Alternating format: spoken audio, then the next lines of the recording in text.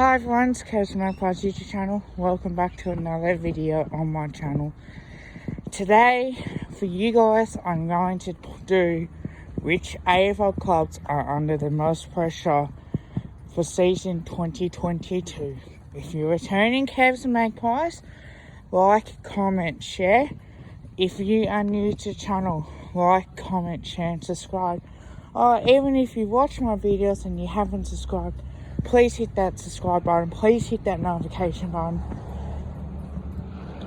And to see more of my content and future streams as well, really means the world to me, as we're on the journey to 200 subscribers before the end of 2021, and hopefully about 300 subscribers by round one of the footy season for next year. That would be terrific as well. Now,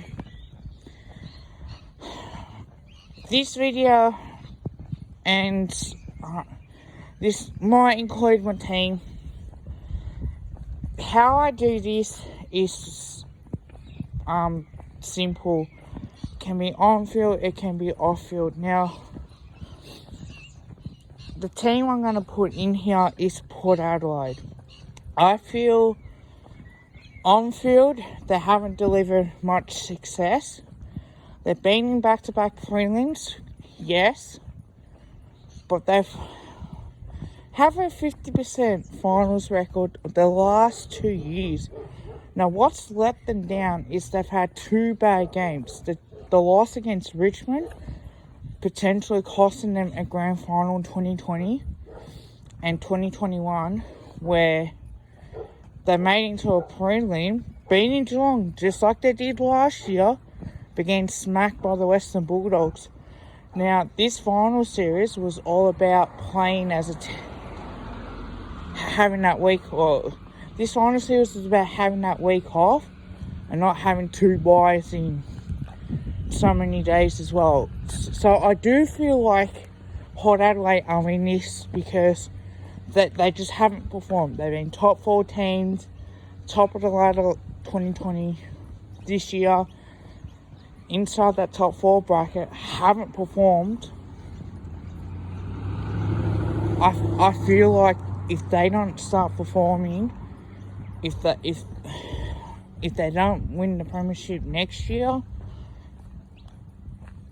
pressure will be on Hinkley, pressure will be on Koshy to make that call. And as well as the off-field stuff as well. Like, I'm sorry, I'm not sorry in the way of how I'm going to say this, but forget about your prison bar Guernseys. Forget all that stuff. That's not important. In my opinion, I feel like Port Adelaide don't represent their past enough. Like, they've worn other Guernseys in the past. They don't like to recognise it. They really don't. They don't like to recognise the magenta jumper and the blue and white hoop sides Guernseys as well. They don't wear them enough. They're so obsessive about the prison bar Guernseys. It's gone through the head as well. So if they can forget about that and where they jump the Guernseys that they've got now, and even way back the old Premiership Guernseys, the one that they wore in 2004, which got them a premiership, like that's part of history. Like, we brought back in 2020, we brought back our 2010 home Guernsey, which won us a premiership. And for our Clash Guernsey, we brought back our 1990 Guernsey that we wore. At least that way, because it gets fans like myself to buy those Guernseys because they're part of history. How many times am I going to say premiership that I can go, I'm going to buy that Guernsey because that meant something, because we played in that grand final, we won that premiership. So I think Port Adelaide are so stuck up themselves that they need to drop their ego, concentrate on field, and maybe make the tough calls that Collingwood did with Buckley. Buckley's been there since 2012 now. Technically, 2009 when we had that succession plan, and I've gone about all that stuff. But now the pressure starts to build on Port Adelaide as a team. If Port doesn't make the grand final,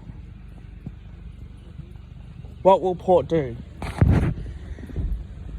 Another team in this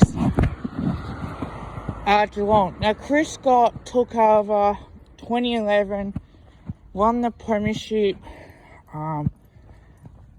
made finals every other year. Their finals record isn't good, and this is why I see them as under pressure. They've brought in Jeremy Cameron, they've brought in Isaac Smith, Sean Higgins as well. They got so many senior players: Hawkins, Selwood, Dangerfield, Henderson, even guys like Zach Turi. They've been great servants of your club, but I feel like if Geelong don't win a premiership, they're under a lot of pressure on field. Now, Chris Scott's been there a long time. I think it's time for them to make that tough call. Actually, rebuild. I've been calling Geelong to rebuild because you've gone so far, it's backfired on you. Trying to be consistent up there eventually gets you. As a football club, your window of opportunity is at least 5 years. 5 years. You're not up there for so long. It's not like in the EPL where you have to avoid finishing bottom 3 to avoid relegation. In the AFL system, if you finish last, or you have to rebuild because your senior players are getting old and the game plan goes past. Now, I think with Port Adelaide in this as well, they got some senior guys that might have to retire, but I think with Ken Hinkley as well, that he has to change his game plan with Chris and just tweak a few things. I think with Geelong's case, because they kick mark heavy game plan, they don't attack. Where does it fail? Finals. Now, what I would do if I were Geelong is I would try and play more faster brand. Play more exciting. At least that way you can score. You've actually got a chance to win. Now, you can tighten up your defence as much as you want, but you have to realise that this is how, it's not to be done. By playing the kick mark heavy game plan, it does not work. So I think in that, if Chris Scott doesn't change his game plan, Geelong are in big trouble on top of that. Another one is Adam Simpson. Again, won a premiership in 2018. 2015 played finals. 2016 they played finals. 2017 they played finals as well. Now, let me remind everyone this, right? The top 4 finishes they had was 2018 and 2015.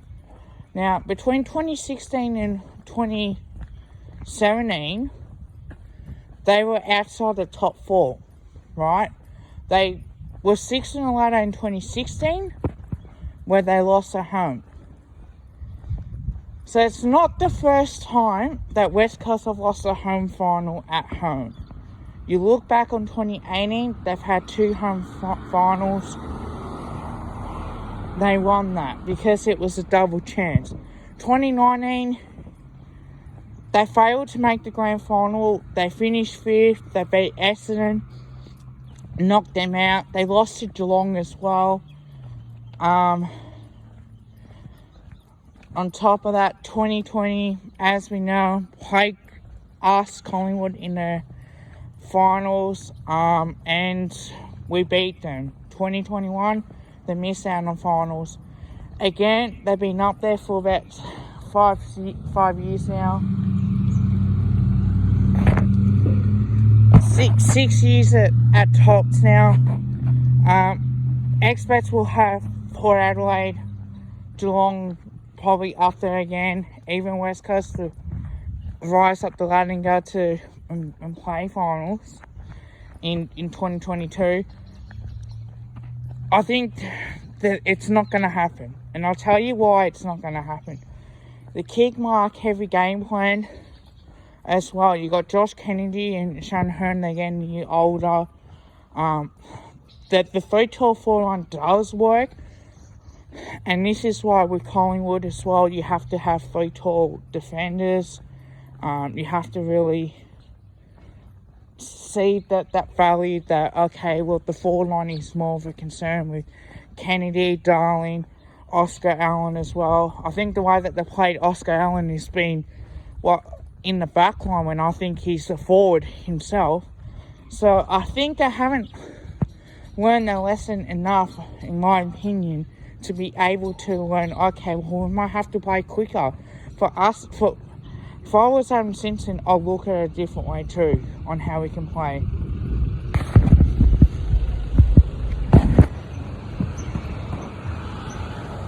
Now, with West Coast, I feel like I'm in the right position to play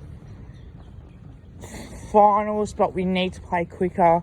And maybe instead of playing this slower ball movement and that's what playing that manic pressure that other teams are playing, because now the game catches up to you. Other teams are actually doing it better than you.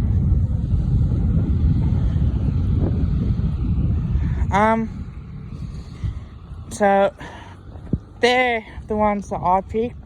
Now, Richmond I put in this category. Now, Richmond's been good for 4 years. 17, 18, 19, 20. Okay, they've been premiers 3 years out of the 4. Now, before that, 2016, they missed out on finals. 2013, 14, 15, they had elimination finals. So they finished 5th in 2013 and 2015 to lose to Carlton, North Melbourne, and to finish 8th in 2014.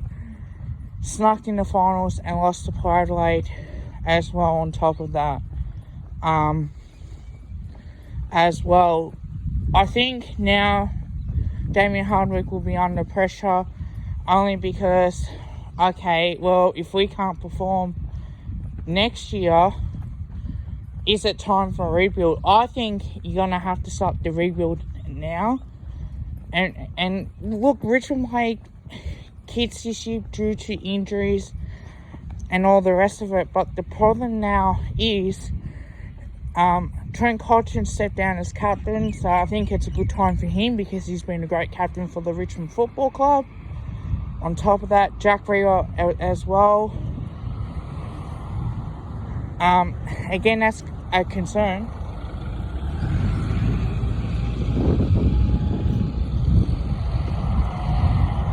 The concerns that I have with Richmond is that they don't...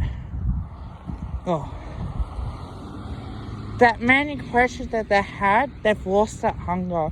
Now, what the hunger is that when you've been up there for so long, you've had success, eventually what happens is that you tend to lose that hunger. You start to feel comfortable, and you think... And you start to think, that doesn't worry, that doesn't worry us, that sort of stuff. I think it does. I think it would, and I think to have the year like they did this year, when probably thought they had one or 2 years left at least to be on top before they have to rebuild. It's hit pretty hard. It's come early. It has come early with this football club. I start the rebuild now, playing more kids, and actually start playing decent footy with the kids, get them through it, because they've lost some depth players as well. Coleman Jones and Mike Bachor in the end that you think would be a replacement for Riewoldt, but doesn't always necessarily mean that, you know, it's a good thing, but it's a bad thing as well, because you need some depth in that lineup.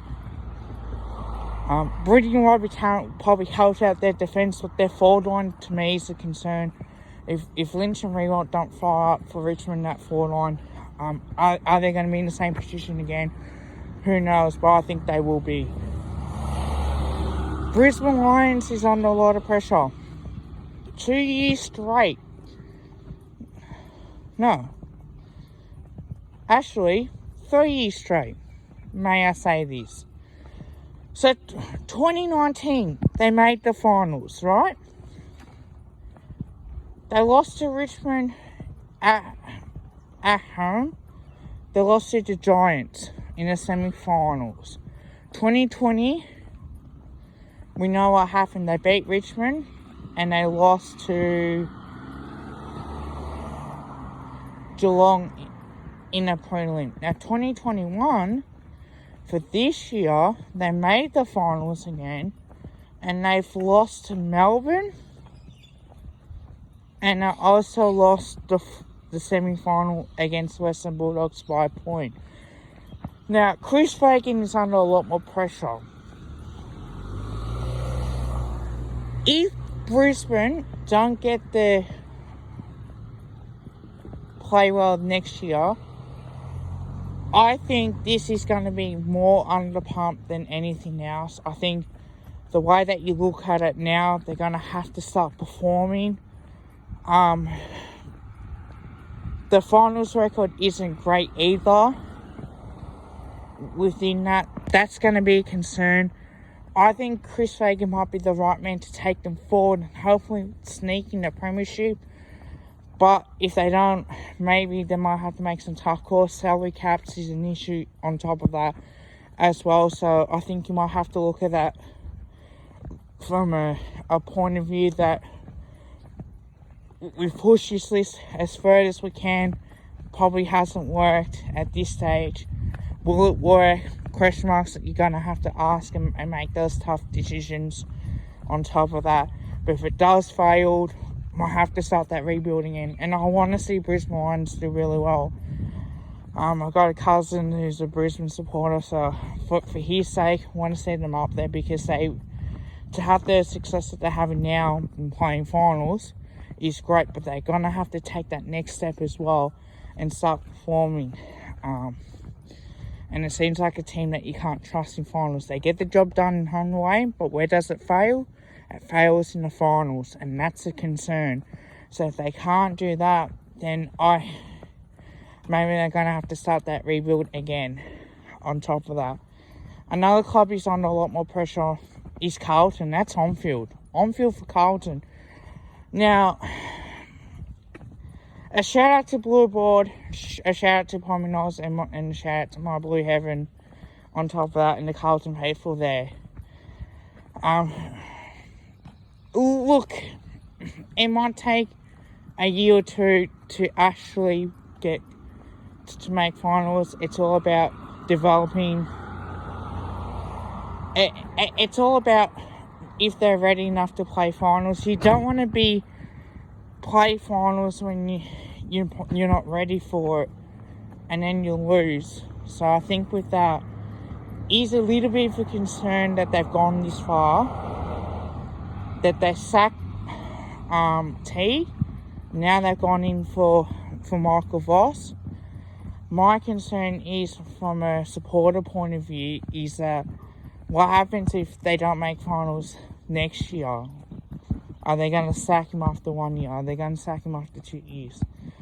I think it does take time. It's going to take time to get used to the game plan for Michael Voss. Like, coming from a player-like background, definitely been a coach at Brisbane, playing a couple of final series, but ultimately has failed probably as a coach. And I thought that he should not have got sacked. But I just feel at the moment that Carlton fans will have to be patient. It's not a bad thing that you put out that you want to play finals, but it is a concern that you go to this length and say, okay, well, for our next coach, we have to play finals. It does take a while to gel as a group and start doing what the coach wants them to do. They made the changes. There's still the EGM in the background that may happen or may not as well. That's the noise that you don't want. It does hurt football clubs. It does not work out like that.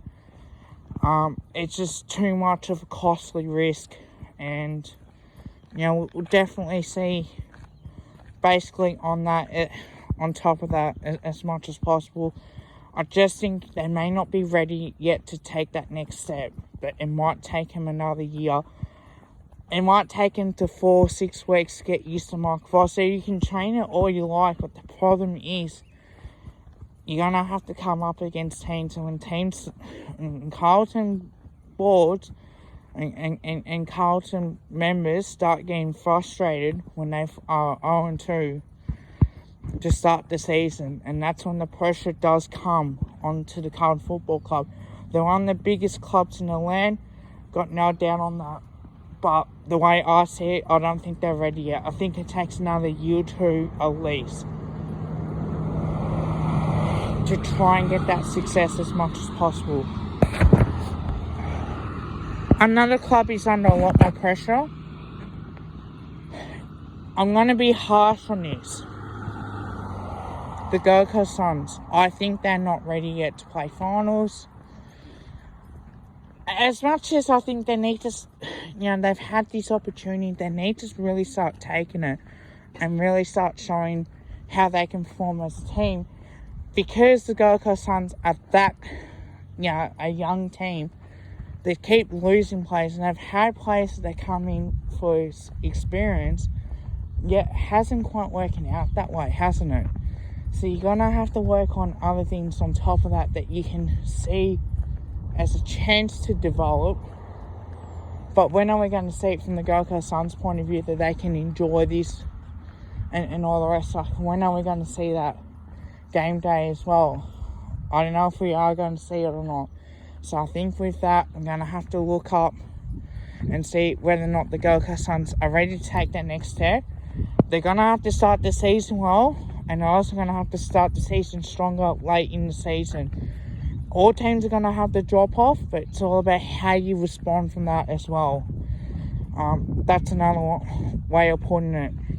Another team is under probably a least amount of pressure is Collingwood.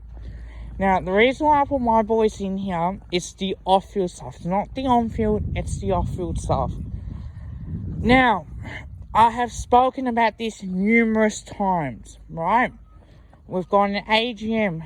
We're all going to have to vote as members. So, the one thing I do want is I want unity in the clubs. I don't want this shit to go on, and I don't want this to become a long-lasting effect. The more I see us improving, personally, I don't think we'll be in the finals next year. I think we'll be 12th and later. I'll take that as a supporter. The way that I see it is that we need to get our off-field shit right, get the board right, get everything right.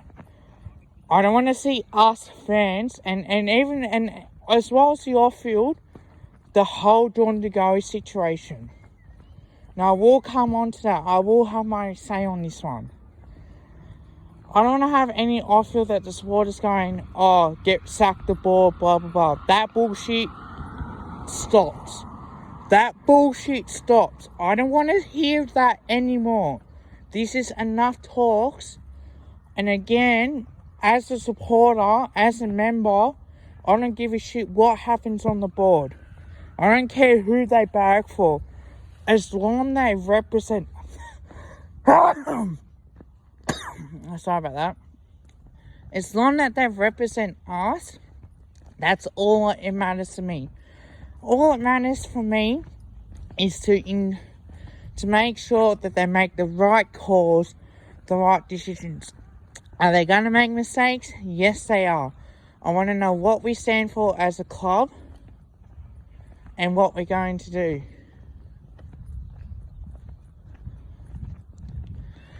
So now it's time for us to stand on our own 2 feet, decide on who's going to be the president, and hopefully there's no more leaking from the club,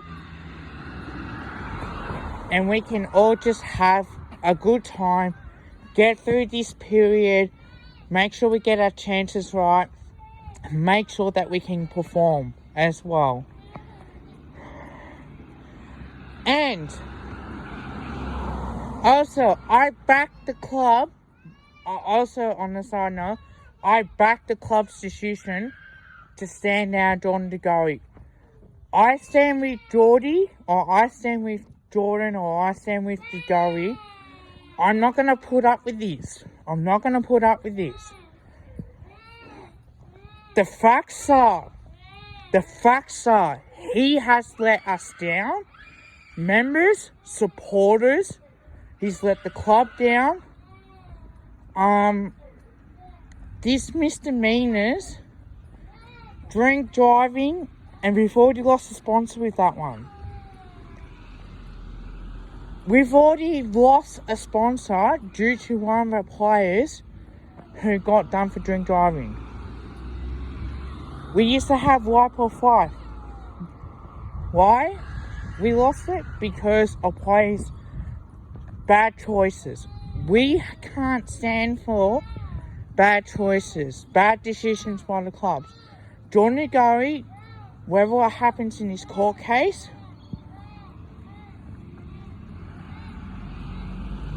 he must take responsibility for his actions. Do I believe him? No. Why? Because he lied to us before. It's not a bad thing. But I still think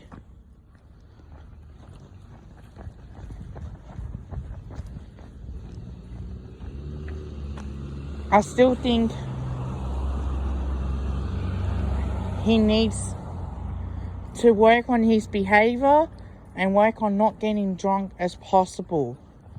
That's the thing that gets me upset. Also, another club that's probably in this category, apart from the Gold Coast Suns, is the Hawthorn Football Club. Now, the transition for Sam Mitchell to take over will be interesting. Whether or not I do agree with it or not, I think might be the best way to handle it. He's been there for a long time. I think now it's time to rebuild this club and get some kids in and start going to draft. I think that now that they made it, it's going to be tough for Sam Mitchell in his first couple of years. But I do feel like he's got the chance to enjoy success when he can and get this football club back to where it is. The only difference that I think with Sam Mitchell is that while he's a player, he was an assistant coach at West Coast, and he's coached his own team, the Box Hill Hawks, when he came back from West Coast to Hawthorn as an assistant. So he's had that few years of as an experience that you do need, and I think I do like that. I like how that you make those tough calls, and now it's trying to step up and deliver as much as possible.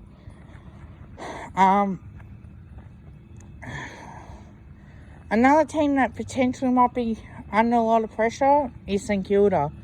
Now, a shout out to Saints TV. I think if St Kilda